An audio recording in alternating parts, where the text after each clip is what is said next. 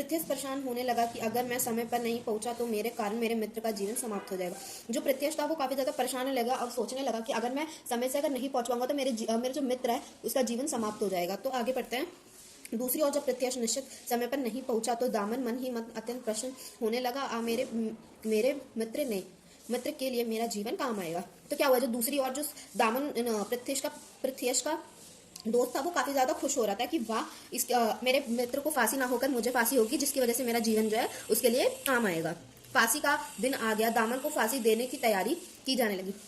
क्या हुआ, ऐसा करते करते वो दिन भी आ गया जिस दिन फांसी होने वाली थी। दामन को फांसी के लिए तैयार किया गया। आगे पढ़ते हैं।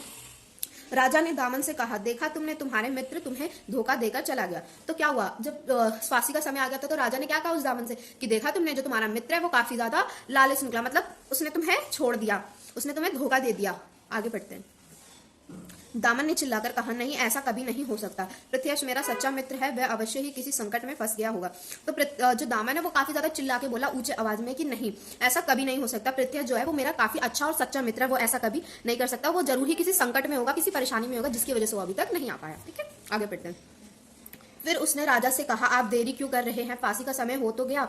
राजा दामन की बात सुनकर चकित था। इतने में आवाज आई, ठहरो ठहरो, मैं आ गया हूँ, फांसी की सजा मुझे हुई है।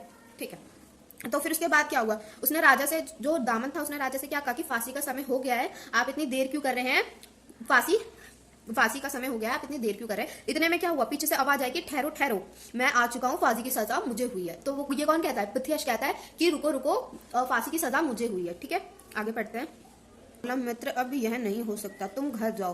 प्रत्याश ने कहा, यह तुम क्या कह रहे हो, फांसी की सजा तो मुझे हुई है। यह कहकर उसने फांसी का फंदा अपने गले में डाल लिया। दोनों मित्र की आंखों से आंसू बहने लगे। तो क्या हुआ, दामन ने बोला कि मित्र, अब कुछ नहीं हो सकता, ठीक है, तुम घर जाओ।